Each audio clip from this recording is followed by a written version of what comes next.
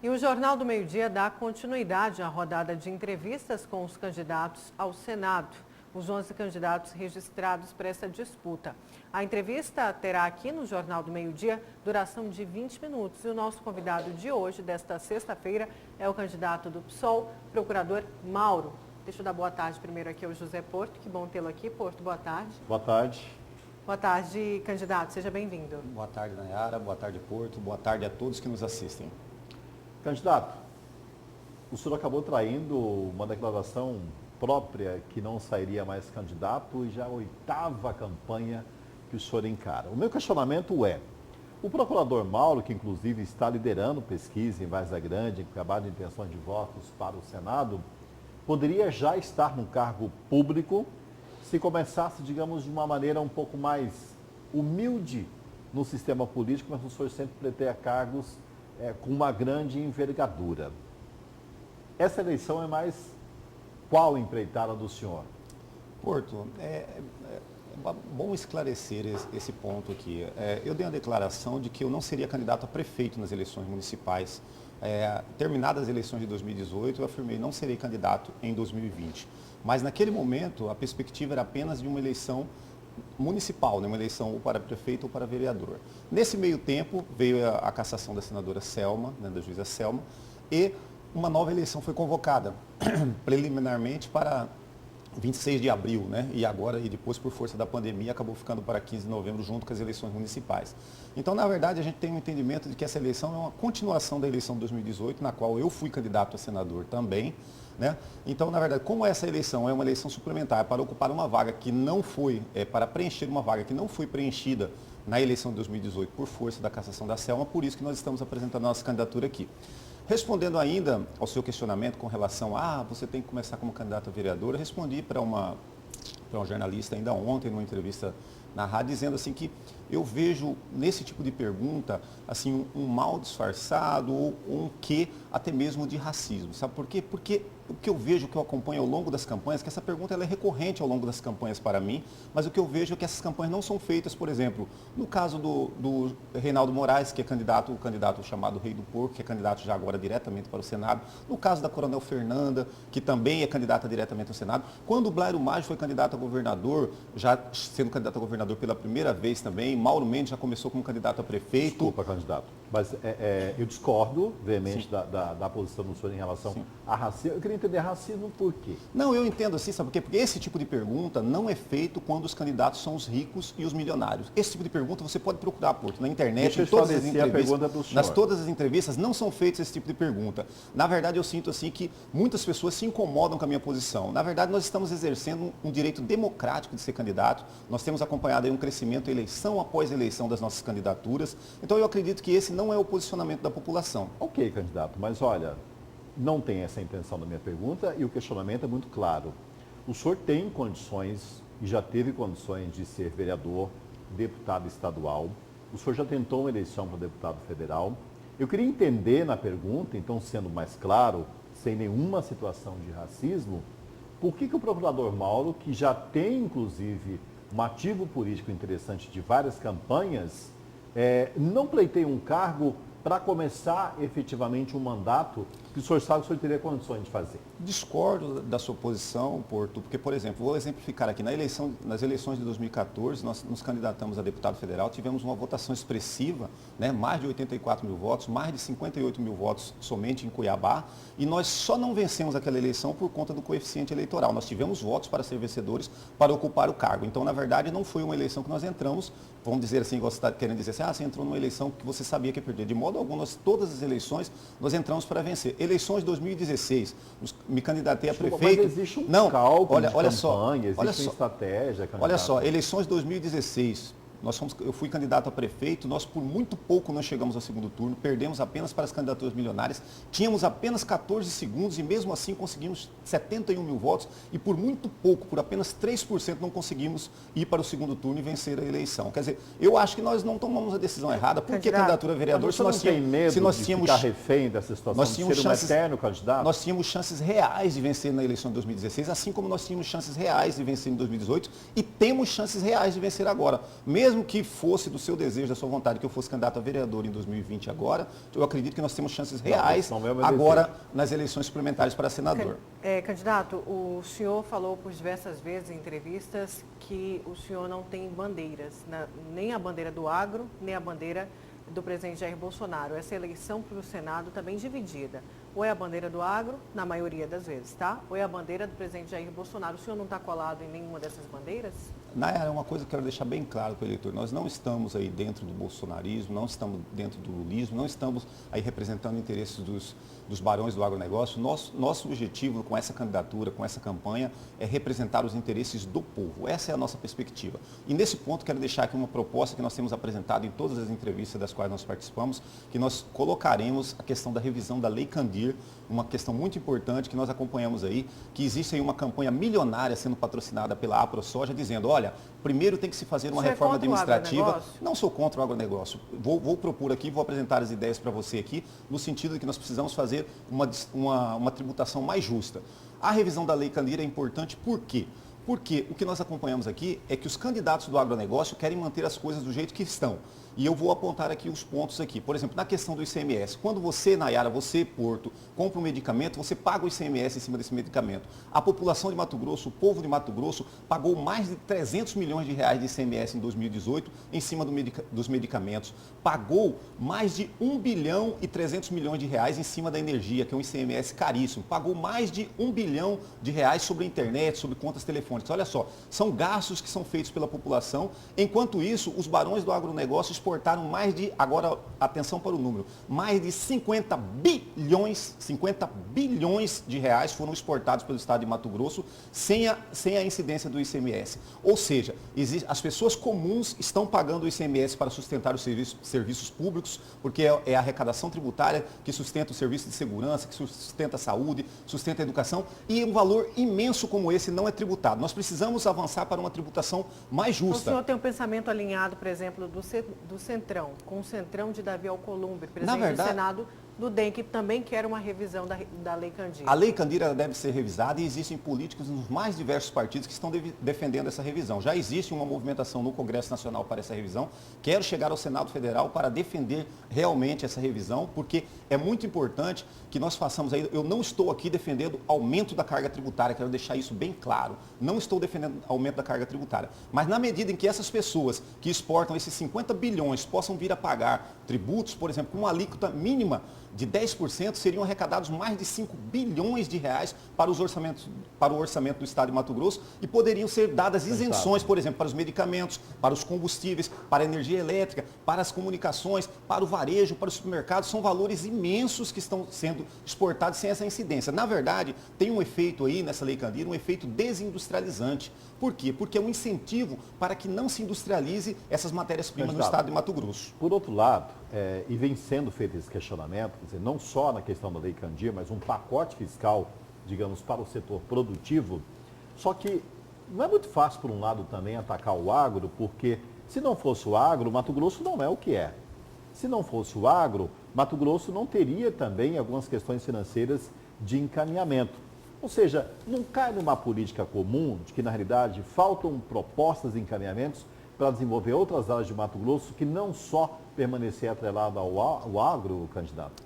Assim, eu quero deixar bem claro aqui que a questão que eu estou colocando não é de que sou um adversário do agronegócio. Não é dessa forma. Nós estamos colocando a questão de justiça tributária. Conforme você disse aqui, é o agro que movimenta o Estado. Eu apresentei os números, 50 bilhões exportados sem a incidência do ICMS, enquanto a população paga 300 milhões em cima de medicamentos, 3 bilhões em cima de combustíveis. Assim, o orçamento... Esse relatório de receitas, ele demonstra claramente que a população vem pagando muitos impostos e que essas pessoas não estão pagando. Então, nós precisamos... Mas é uma culpa do agro, candidato? Com certeza. O agro financia candidatos, financia políticos para que eles possam... Essa campanha que está no ar aí, que é uma campanha milionária, em que o agro diz que tem que fazer reforma administrativa antes da tributária, eu quero dizer para a população, essa campanha, eles estão aí dizendo, olha, reforma tributária agora não. Você é contra o corte de privilégios, por exemplo, no âmbito público, né? Muito se fala a população, mas é muita mordomia o que um senador, o que um deputado tem, custa muito caro. O senhor é contra? O senhor é a favor de reduzir um pouco a máquina pública? Com certeza, o corte de privilégios é uma proposta factível, é uma proposta que deve ser defendida. Mas existe também muito preconceito. Muitas pessoas querem o sucateamento dos serviços públicos. Na verdade, por exemplo, essa propaganda que eu estou dizendo da AproSoja, ela disse que quer a reforma administrativa para acabar com a estabilidade dos servidores públicos. Como é que você acha que, por exemplo, os servidores que atuam nas questões tributárias vão enfrentar essas grandes empresas? Como é que os servidores vão fiscalizar essas grandes empresas se eles não tiverem estabilidade? O servidor público, a estabilidade, muita gente pensa que a estabilidade, o servidor público não pode ser demitido de forma alguma. É mentira. O servidor público só pode ser demitido mediante processo administrativo em que seja assegurada ampla defesa. O eleitor hoje, a população no geral, contribuinte, candidato, tem uma certa ojeriza e já um cansaço de ser mal atendido, das coisas não caminharem. Nessa pandemia, então, agora, que houve até um escalonamento de alguns serviços, piorou, foi como fechasse as portas. Ou seja, o serviço público não precisa evoluir, não tem que mudar algumas coisas, na opinião do senhor? Porque a ineficiência, com certeza, hoje, o que o mercado caminha, o que o mundo caminha e o serviço público, o gap, ou seja, o abismo entre uma qualidade e outra é muito grande, candidato. Porto, você vê, a questão de como caminha o setor privado e como caminha o setor público, você não pode dizer que tudo no privado também tem a qualidade. Você olha o transporte coletivo, por exemplo, em Cuiabá, que é um transporte privado de péssima qualidade.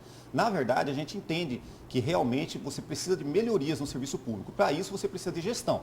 Você precisa ter cobrança. Por exemplo, nós estamos acompanhando aí a questão, por exemplo, do INSS. Mais de 1 milhão de processos represados, pessoas que estão aguardando benefícios e os parlamentares que têm uma função de fiscalização do funcionamento, de avaliação das políticas públicas. Por exemplo, nossos parlamentares aqui de Mato Grosso não estão fiscalizando como é que está a situação do INSS. E essa coisa o serviço público, o serviço público ele é feito pelos servidores públicos. Você precisa de servidores públicos. A PEC do teto dos gastos que foi aprovada, ela impede novos concursos, ela impede a ampliação dos serviços públicos, quando na verdade nós acompanhamos aí que existem serviços públicos aí que estão com baixa qualidade. Esse mau atendimento dos serviços públicos, geralmente vou te dizer onde ele acontece. Ele acontece lá naqueles casos de servidores comissionados, de indicação política, que não dependem apenas do deputado ou do vereador que os indicou. O servidor concursado, em regra, a regra é de que as pessoas sejam bem atendidas. Candidato, o senhor falou em transporte. Sobre o VLT, o senhor é favorável da continuidade do VLT, das obras do VLT em Cuiabá e Várzea Grande? Se eleito for, o senhor vai ajudar a trazer recursos para terminar? O senhor acredita que o poder público tem que bancar todo esse término? Com certeza, Nayara. O VLT ele é uma solução tecnológica. Quando a gente acompanha em outras cidades, em outros países do primeiro mundo, o transporte moderno é o transporte feito pelo VLT. Nós precisamos que esse VLT seja concluído e as responsabilidades pelos desvios de recursos que já ocorreram devem ser apuradas. O recurso deve ser buscado. A gente sabe que é difícil, que muitas dessas pessoas aí já estão aí andando pela cidade, curtindo o dinheiro que eles desviaram do VLT aqui e livres por delações que foram feitas aí. Mas eu, como senador da República, vou lutar muito para que venham recursos e que seja aplicado de maneira correta esse recurso para que a população tenha acesso a esse meio de transporte de qualidade. Sobre segurança pública, Mato Grosso vive uma situação complicada, bastante delicada. Nós temos uma fronteira seca e o principal papel do senador é representar o Estado perante a federação, perante o governo federal. Que projeto o senhor tem para essa área se for eleito senador? Porque nós somos rota internacional do tráfico de armas, do tráfico de drogas e Mato Grosso tem uma pecha muito grande da violência quanto a isso.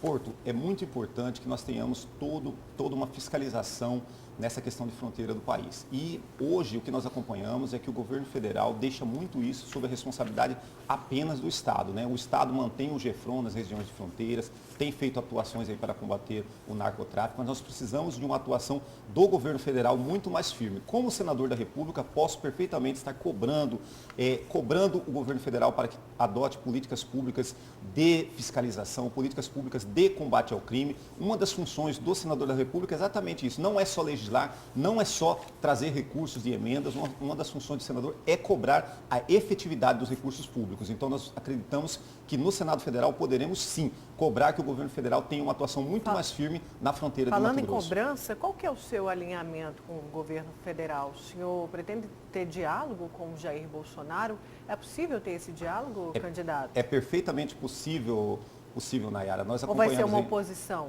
Olha, Nayara, na verdade nós estaremos no Senado para defender os interesses da população e se os projetos apresentados pelo governo federal forem projetos bons para a população, nós aprovaremos. Se forem ruins, nós votaremos contra. Vou dar um exemplo para você aqui. O governo Bolsonaro aprovou a reforma da Previdência, que foi uma reforma prejudicial para a população. Muitos viúvos, por exemplo, aí, durante a pandemia, que sofreram com as mortes, mais de 150 mil mortes aqui no Brasil, pessoas que passaram a receber apenas 50% da sua pensão. Foi uma reforma prejudicial. Foi apresentada pelo governo e foi prejudicial para a população. De outra parte, nós temos aí a questão, por exemplo, do auxílio emergencial, que foi muito importante para auxiliar as pessoas durante a pandemia. Se eu já estivesse no Senado Federal, com certeza votaria a favor do auxílio emergencial, porque foi uma política que atendia aos interesses da população. Então, eu acredito que a função, o senador, ele tem que ter essa independência de votar as políticas que ele entende que estão de acordo com os interesses do povo. Não deve existir esse alinhamento que as pessoas estão dizendo aí, eu vou ser o senador do Bolsonaro e a pessoa vai votar tudo que for apresentado. Na verdade, esse tipo de afirmação, ele avilta a função do senador. O senador tem uma função muito importante que não pode ser colocada assim como um simples despachante do presidente da República. O senhor colocou na questão do agro aí, claro, tem uma posição muito forte quanto a isso, que é um alinhamento, inclusive, do seu partido, de uma visão de esquerda em relação a essas questões todas. Mas, essa vaga ao Senado agora, uma vaga extemporânea, ela tem preço, candidato? Porque o que nós vemos aí é que existe altos investimentos, sim, e para disputar uma vaga dessa, tem que ter uma certa envergadura para começar, digamos, até cobrir um estado como esse. Como é que é a estrutura de campanha do senhor? E te pergunto novamente, existe preço para essa vaga ao Senado? Ela está à venda? Porto, na verdade, o que nós temos apresentado nas nossas sucessivas candidaturas é um modo diferente de fazer política. As nossas campanhas são sempre campanhas modestas, campanhas humildes, campanhas com poucos recursos, mas nós sabemos, a população sabe, você que está me ouvindo aí sabe que muitos candidatos aí estão aí pagando gasolina para as pessoas adesivarem os carros, pagando para as pessoas colocarem placas em suas residências, estão aí fazendo compra de votos, fazendo cadastramento. Todo mundo sabe que isso acontece. A nossa campanha não é assim. A nossa campanha, tivemos na eleição de 2018... Mas a omissão, então, da Justiça Eleitoral? Com certeza que existe uma omissão dos órgãos que deveriam fiscalizar. Você vê aí que tanto na Polícia Federal... essas questões? Com certeza. Isso aí, na verdade, nem precisaria eu estar dizendo aqui, mas estou dizendo para que seja dito mesmo a verdade. Quem acompanha, a pessoa que acompanha no dia a dia, está vendo os cadastros para a compra de votos estão sendo feitos, os carros estão sendo adesivados mediante gasolina, as placas estão sendo colocadas nas residências mediante pagamento. A nossa campanha não faz assim. A nossa campanha está apresentando as ideias, está apresentando o convencimento e é assim que nós alcançamos 71 mil votos para prefeito em Cuiabá em 2016, 226 mil votos para o Senado em 2018, numa campanha totalmente limpa. A nossa campanha ela é com poucos recursos, mas é uma campanha limpa. E é assim que nós queremos chegar para que no Senado Federal não estejamos aí reféns de interesses de financiadores de campanha. Agora, por outro lado, candidato, o fato de estar despontando em pesquisas em Várzea Grande, Cuiabá, isso anima a sua campanha? Ou seja, o senhor acredita que a Baixada Cuiabana pode ajudar a te definir essas eleições? Nós tivemos uma votação, Porto, muito expressiva em 2018, uma votação estadualizada. Nós estamos aí apresentando, nós tivemos uma votação mais expressiva em Cuiabá e Várzea Grande, mas tivemos voto em todos os 141 municípios. Então nós acreditamos que cada vez mais as nossas ideias estão chegando. Pelas nossas redes sociais a gente sente um apoio muito grande, nós estamos pedindo esse apoio do eleitor. Você que é o eleitor do Procurador Mauro, você que vota 500, você tem que nos ajudar. Você que já votou 500 na eleição de 2018, precisa nos ajudar, pedindo voto para o seu amigo, para o seu colega de trabalho, para o seu parente, convencendo as pessoas contra a compra de votos, denunciando essa compra de votos que você está vendo aí que está acontecendo nos seus bairros, nas suas comunidades e também conversando com as pessoas e pedindo para que as pessoas não vendam voto. É esse voto vendido. Então a população se corrompe, é esse voto. Na verdade, na muitos candidatos se aproveitam da vulnerabilidade de uma grande parte da população. Quando você vai nas áreas mais humildes, você vê que esses candidatos eles procuram comprar votos, principalmente nas regiões mais humildes, aproveitando da vulnerabilidade, muitas vezes, da população. Então a vulnerabilidade fala mais do que a honestidade? Em alguns casos, sim, porque você vê lá pessoas que estão realmente em uma situação de extrema pobreza que acabam aceitando e é uma covardia que é feita por esses candidatos compradores de voto que acabam utilizando essa vulnerabilidade para fazer essa compra de votos. Candidato, a gente chega ao fim dessa entrevista, mas assim como todos os candidatos, o senhor tem 1 minuto para as suas considerações finais. O cronômetro na tela, fique à vontade, por favor. Obrigado, Nayara. Obrigado, José Porto, aí, pela entrevista. Quero agradecer também você que nos assistiu até agora e quero pedir o seu voto para senador, procurador Mauro 500, um voto de mudança, uma mudança que seja de verdade. A nossa campanha é uma campanha humilde, é uma campanha aí que precisa do seu apoio. Ela será grande com o apoio que nós estamos tendo de vocês. Então eu quero pedir mais uma vez para vocês, além do voto procurador Mauro 500, que você realmente nos ajude nessa campanha, que você entre de cabeça na campanha, entre em contato com a gente através das redes sociais e possa aí estar nos ajudando para que a gente realmente chegue ao Senado. É o nosso momento, é o momento de que a gente chegará na vitória. Para senador, procurador Mauro 500, peço o seu voto. Certo, candidato. Obrigada. Obrigado. Porto, mais uma vez, muito obrigada. Que agradeço. Obrigado, candidato. Bom final de semana a todos.